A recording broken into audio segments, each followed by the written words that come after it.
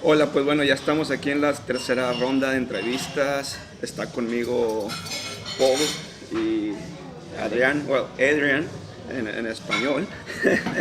Ellos son de Francia, tienen demasiada experiencia con Sigfox y en todo con hardware y software, ¿no? Y son una referencia aquí, también son embajadores y vamos a hacerle igual la entrevista que les hemos estado haciendo a toda la gente, ¿no? So, ¿Cuándo empezaste, cuándo empezaron ustedes a desarrollar IoT o cómo es que se involucraron en él? So, how did you guys get involved on IoT? When did it start? So for myself, I started on IoT. I think it was something like 5, 6 years ago.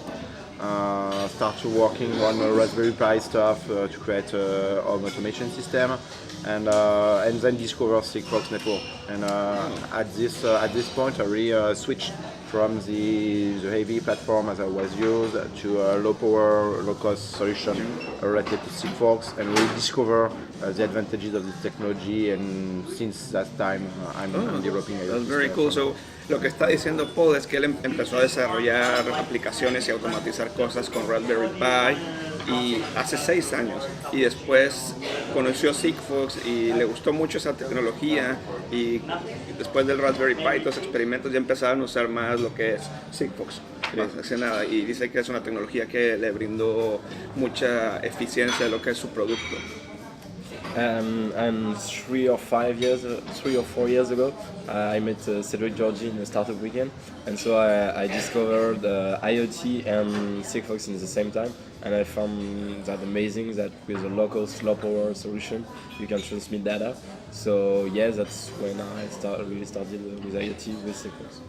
Adrian empezó hace 5 años, fue a unos meetups con startups y cosas así, conoció lo que es la tecnología Sigfox y desde ahí dice que le gustó, y aparte él ha trabajado mucho con sistemas embebidos, entonces como que tiene toda la experiencia de esa parte.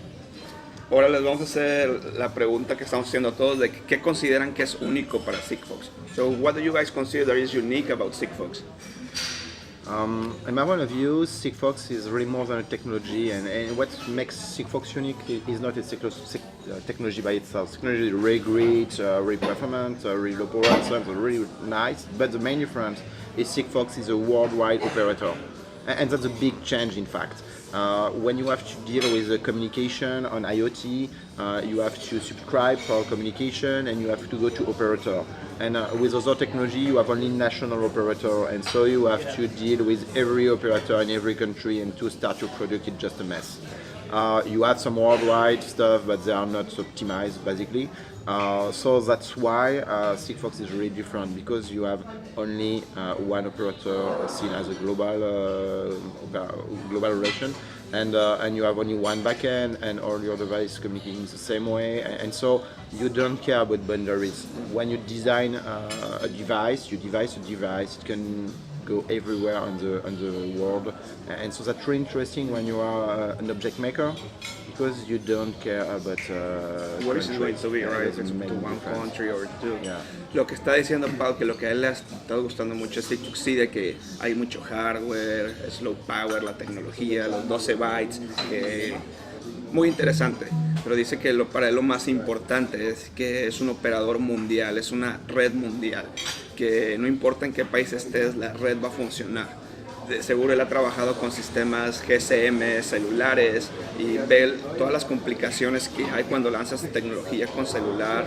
¿Por qué? Porque tienes muchos operadores en otros países. Por ejemplo, en México es Telcel, aquí tenemos Movistar, Telefónica.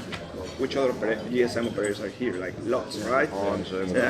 Y eso es un problema, en realidad. Entonces lo que él considera único es que es una red global y no te tienes que preocupar si tu dispositivo va a funcionar en otro país o no, porque es una red global y pagas y tienes acceso. What about you? Yeah, more than the coverage, you also have the cost, which is really competitive with the value proposition, with no roaming, and also it's really easy to use, and you have a great ecosystem with a lot of transceivers makers, and so the competition brings the cost down, and it's really interesting to have the choice and to be able to build a local solution really easily and with a great support of the community. Yeah, that's true. I never thought about that, but lo que Edwin está diciendo que gracias a que es un ecosistema grande, hay mucha competencia y eso el costo baja. A él le gusta mucho que el costo y el acceso es muy bueno, el precio es excelente para lo que hacemos y básicamente creo que I think that's a good thing that you are talking about, the ecosystem, right? How many people we have here from China, Asia, Mexico, South America, Europe, any part of Europe. So I think that's a very good point, guys. So let's go more like into nerdy stuff. So what's your favorite hardware development platform? All. No. If to agree on hardware, I mean, things are moving fast. So the response I would have today is different than the response I would have 1 year ago or 6 months ago. Because in this ecosystem, the things are moving really fast. Actually, we see a big rise of ST product and ST platform. There is actually the market is going that direction. Maybe in 1 year it's going to be different, but actually they are really good products. They are supporting the multi-frequency solution. They are supporting Monarch and those bubbles that has been announced. So I mean, it's easiest way actually to make Sigfox. So in my point of view. So you like ST? Actually, yeah. What do you think about now that we are in the state, what do you think about they have the Cube MX thing to configure that and use the HAL? Do you use the HAL or you wrote your own from zero? The Cube MX is really something we have to use. Not it's something you like to use, but you have to use it because it's so hard to configure. You have to read 1,000 pages of white paper if you want to understand anything. So CubeMX is something you need to use, and it's quite easy. But as soon as you have your skeleton code generated in CubeMX, then I just add 2 entries in that code for my SDK, and after it's my code, and I don't modify anything else in the STM-Cube code. Otherwise, it's just a means to maintain over version if you really enter your code in what has been generated. Estábamos discutiendo que a Paul dice que las cosas se mueven muy rápido, ¿no? En lo que son tarjetas, ecosistemas, y ahorita lo que a él le ha estado gustando son los productos de ST, el producto que ellos tienen para Sigfox que puede cambiar de frecuencia, es compatible con la tecnología Monarch y después le pregunté qué piensa a través del HAL, ¿no? Porque en unos videos después les voy a mostrar cómo funciona el ST, pero el hardware es el Hardware Abstraction Layer de ST que te da todas las herramientas necesarias para desarrollar, y lo que Paul dice es de que uso un mix de las dos cosas. A veces usa el HAL y nada más le agregas lo que tú necesitas y eso hace desarrollar más rápido y salir más rápido al mercado. I think like coming to market fast is like a good key. It's really a key point actually. It's going to market fast and being able to move fast. Yeah. You show the technology a day and the market is changing on the technology. If you can quickly switch to the new technology to follow the Sigfox evolution, the market evolution, you access to the good price and the good options. So be prepared to quickly switch your technology. Actually, on Sigfox, in my point of view, you don't make an object for 10 years. You make an object that will be on market for 10 years, but about your technology, you will switch in a year or in 2 years until the market really stabilizes, if it's stabilized. Yes, right. We don't really know. You have to be agile.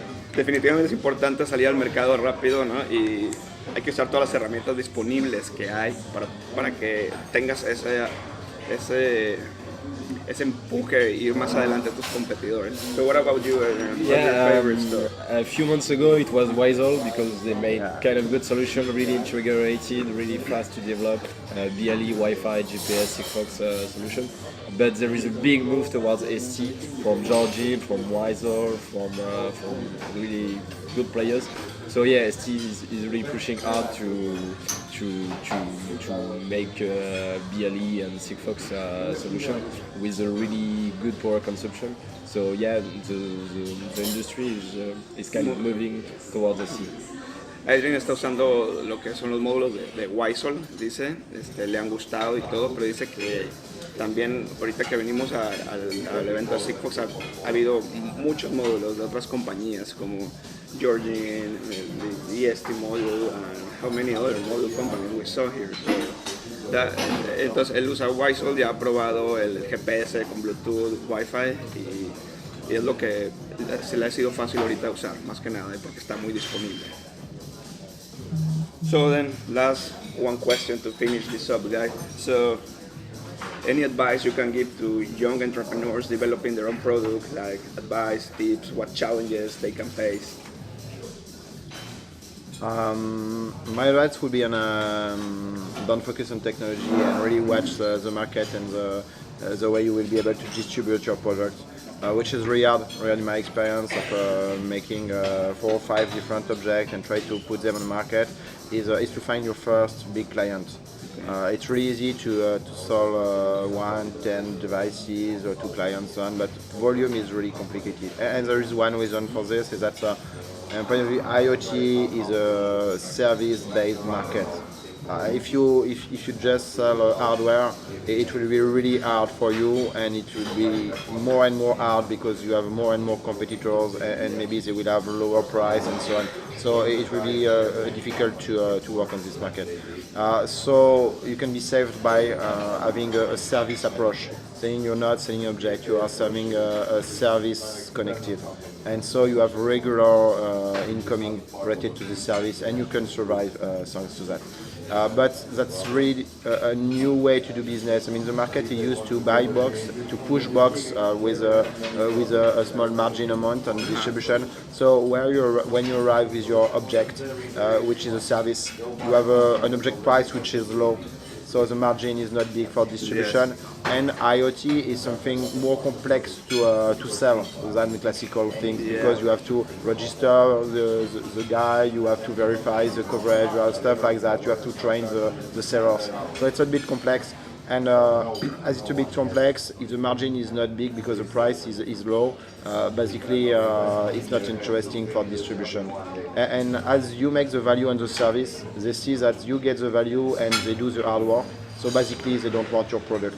And so that's something we have to break by sharing the revenue on service, maybe, or thing like that. And due to that, it's long to enter on the market.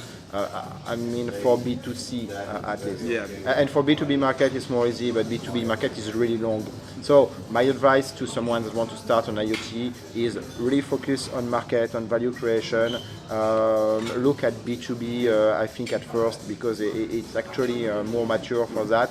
And be prepared to have 18 or 25 or 24 months of discussion before really selling. Be prepared to work with 10 clients before signing with one. And it's really important. Otherwise, you can have a really, really good product, but it just stay a prototype. That's a very good answer, right? Because we've seen your point about that. Don't focus just on the hardware. Don't try to sell only hardware, right? Like focus on business to business. Get a client out there, find a solution for him, and implement it, right? Logistics are kind of hard if you want to focus on the big volumes, as you were saying, pretty much. So that's pretty interesting response. Lo que Paul dijo es de que sí, o sea, tú te puedes enfocar mucho ahorita a lo que es el hardware, a desarrollar el mejor hardware, pero a la vez puede ser muy complicado y los márgenes de tu revenue, de vender hardware, no van a ser muy grandes. Entonces, si te enfocas mejor a lo que es el business to business, vas a tener mejor ganancia a solucionar un problema a tu cliente, en lugar de solo enfocarte en hacer hardware, ¿no? Entonces, el punto de Paul es muy buen visto, ya que cuando vienes aquí a la conferencia te das cuenta de todos los modelos de negocio que puede haber, y su punto de vista es muy bueno en esa parte, ya que puedes solucionar muchos problemas a tus clientes y tener ese modelo de negocio donde tu margen va a ser alto y no un margen pequeño vendiendo hardware, right? Yeah, same as Paul. And if you don't have a lot of volume, maybe you can rely on an existing hardware solution and integrate with your platform or another platform. And it's really about the experience you provide. And there is a lot of things to do with the data and the analysis of the data. And there is a lot of competition on device for regular use cases such as tracking, which is bringing the cost down. And it's a really competitive ecosystem, and yeah, really focus on B2B and on because you have a lifetime value, which is good. Yeah. In the industry, they will use the product for years, and that can bring you a regular monthly revenue base. That's a very good response, right? Paul dijo algo que se me olvidó comentar, que estate preparado para una negociación de 10 to 24 months of negotiation with someone before launching a product, right? That's what we were saying, yeah. Entonces hay que estar preparado para eso, para esa negociación. Y lo que Adrian también dijo, importante, hay que darle valor a los datos, más que nada. Data analysis, right? So, lo que es el análisis de datos, dale valor, saca algo diferente, que vemos que el mercado está lleno de asset tracking everywhere here, right? But how do you give value to that data? That's where you are going to sell, and that's where your revenue is. Entonces, hacer análisis de datos hace algo diferente, y así creemos que son unos muy buenos consejos para ustedes emprendedores que están empezando también su negocio. Well, that's all I have on my end. I would like to thank you guys. It was very nice to meet them here in Sigfox Connect. We always chat in our Slack forum. So Paul has a great blog that you guys can read. He has some great input on all these technologies. So I will post the links to his blog, so you can follow him also on Twitter, and also Adrian. So let's keep in touch, and thank you guys. Yeah, thank you. Thank you.